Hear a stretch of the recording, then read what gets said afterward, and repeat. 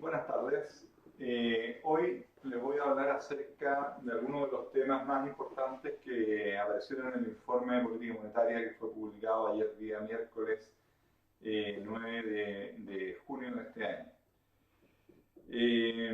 Uno de los temas que más llama la atención al ver el informe publicado el día de ayer es una importante revisión alcista en la proyección de crecimiento que realizó el Banco Central para la economía chilena durante el año 2021.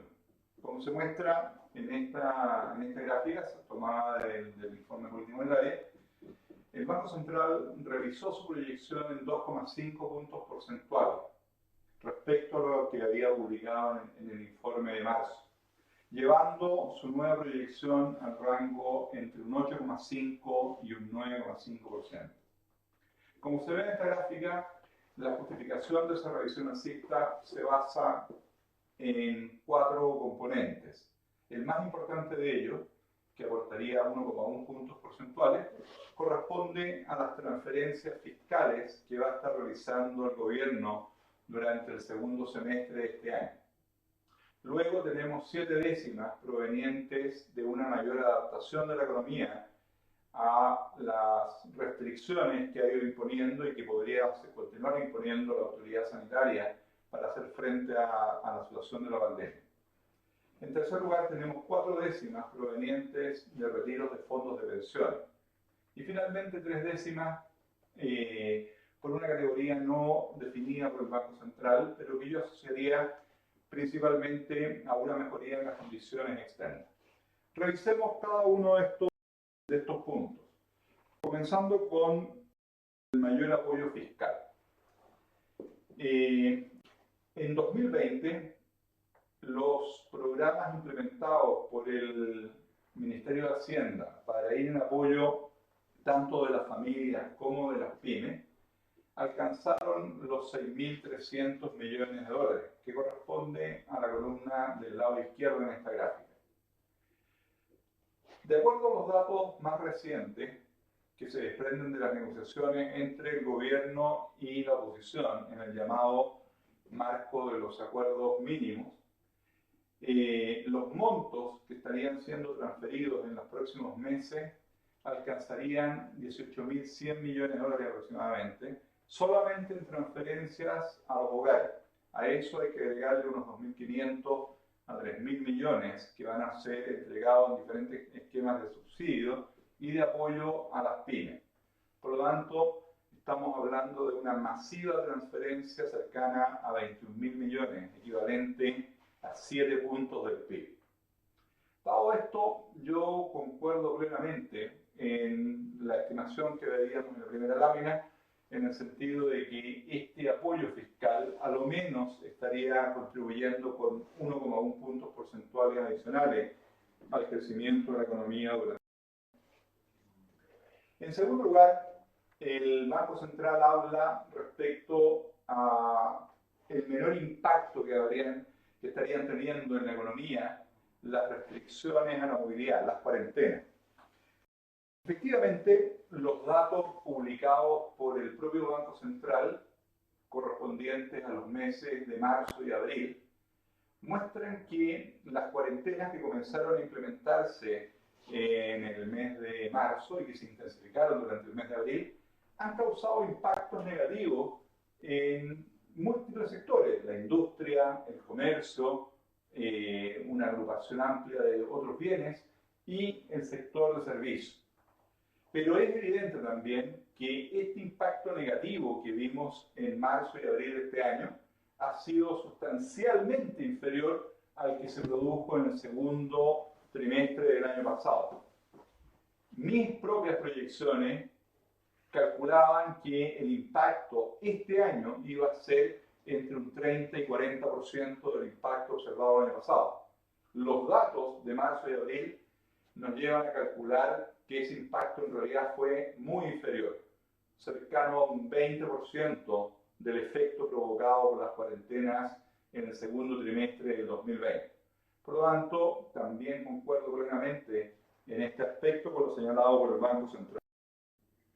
En cuanto al retiro, En esta tabla vemos los montos involucrados, lo que teníamos hasta el día viernes 4 de junio. En relación al tercer retiro, hasta ese día se habían sacado de los fondos de pensiones poco más de 12.000 millones de dólares, lo que sumado a los dos retiros realizados el año pasado, nos lleva a una cifra cercana a los 50.000 millones. Mi estimación es que la cifra total correspondiente al tercer retiro va a estar cerca de los 18.000 millones de dólares. En base a los datos observados en los dos retiros anteriores, nosotros podemos calcular cuál va a ser la composición del destino de estos fondos. En base a esa información, nosotros calculamos que cerca de un 20% del total de fondos va a terminar siendo destinado a consumo, unos 3.600 millones de dólares, equivalentes a 1,2 puntos del PIB. De esto, un 45%, 1.600 millones, van a terminar en bienes nacionales, generando un efecto de 6 décimas en el Producto Interno Bruto de este año. La estimación del Banco Central incluso es un poquito más modesta que el cálculo que nosotros hacemos. Ellos estimaron 4 décimas asociados a este tema. En relación a los valores, esas últimas 4 décimas que aparecían en la estimación del Banco Central, yo destacaría la mejoría en los factores externos. El crecimiento de nuestros socios comerciales viene recuperándose con extraordinaria fuerza. Mi estimación es que nuestros principales socios comerciales van a registrar una expansión este año de aproximadamente un 6,3%. Para el próximo año estimamos un crecimiento de 4,2%. Esto va a significar un importante aumento en la demanda proveniente del resto del mundo. Esto ya se ha estado manifestando en una muy significativa mejora en los precios de nuestros productos de exportación. Hay un concepto especialmente importante que usamos los economistas, lo que llamamos los términos de intercambio. Los términos de intercambio corresponden al ratio entre el precio de nuestras exportaciones y el precio de nuestras importaciones. Como se ve en este gráfico, debido al alza, especialmente en el precio del cobre, los términos de intercambio han venido mejorando en forma muy importante durante los últimos trimestres. De hecho, el nivel observado en el primer trimestre de este año es el más alto en más de 30 años. Esto va a estar dándole un poderoso impulso a la actividad económica. Ahora, sin embargo, dicho todo lo anterior, que va exactamente en la dirección de lo que el Banco Central nos presentó en su IPOM el día de ayer, hay que reconocer que hay dos factores de riesgo extremadamente importantes, que si bien están presentes en el análisis del Banco Central, a mi juicio están algo subponderados, subvalorados. En primer lugar, tenemos un gran riesgo sanitario. Desgraciadamente, la epidemia sigue presente. De hecho, los sanitarios durante los últimos días han continuado empeorando. El día de ayer se alcanzó un nuevo máximo histórico en términos del número de personas con casos activos. Esto ha ido provocando una saturación del sistema hospitalario, llevándonos también a un punto crítico. Producto de esto, la autoridad sanitaria ha comenzado nuevamente a decretar cuarentenas en un número creciente de comunas. Durante el mes de abril, el porcentaje de la población chilena viviendo en comunas en cuarentena se movió entre un 80 y un 90%. A fines de abril comenzó un proceso de desconfinamiento. Empezaron a salir de cuarentena numerosas comunas, bajando la tasa de la población viviendo en cuarentena hasta un mínimo de 33%.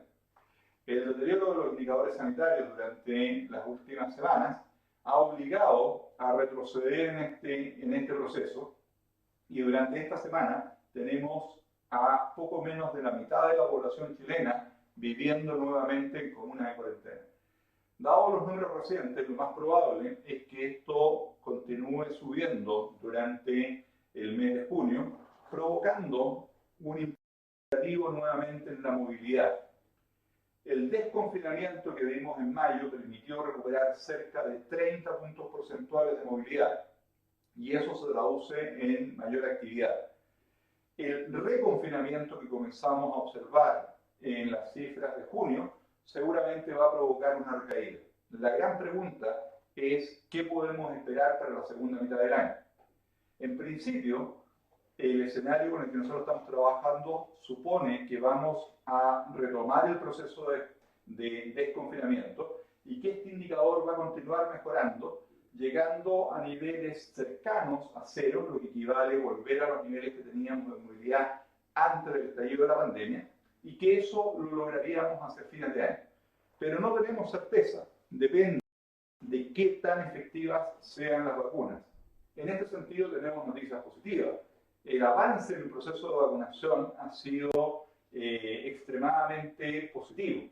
Al día domingo pasado teníamos a un 58,3% de la población ya habiendo recibido al menos una dosis. El ritmo de vacunación ha sido muy potente.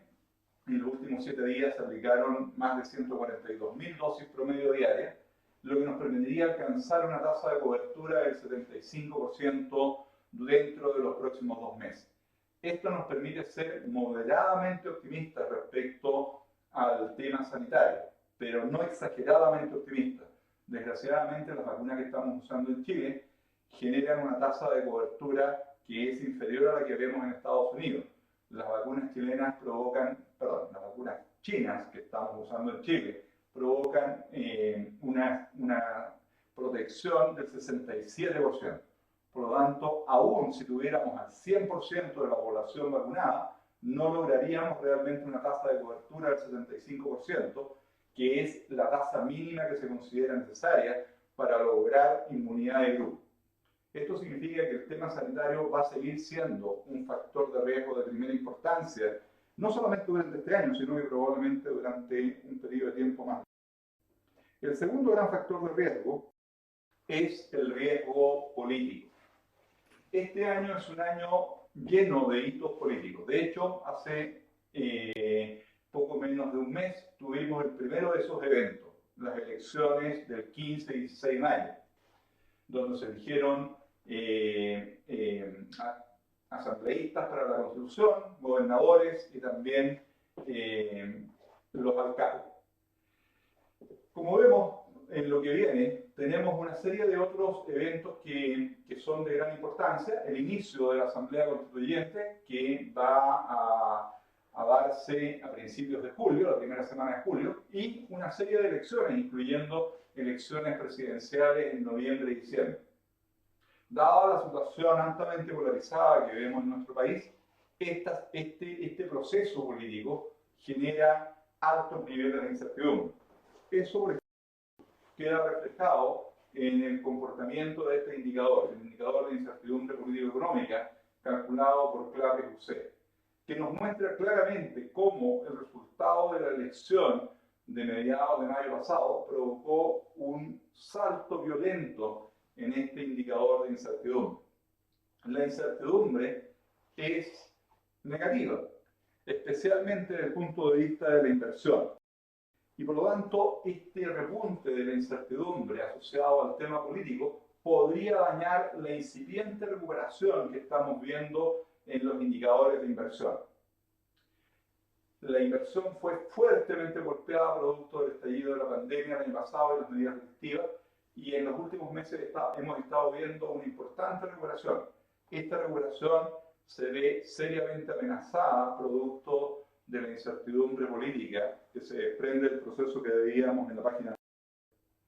Finalmente, con todos estos elementos, la proyección que manejamos nosotros acá en Forecast es algo más conservadora que la que nos entregó el Banco Central el día de ayer, tomando en cuenta todos los factores de riesgo, positivos y negativos, que tenemos hoy día enfrente.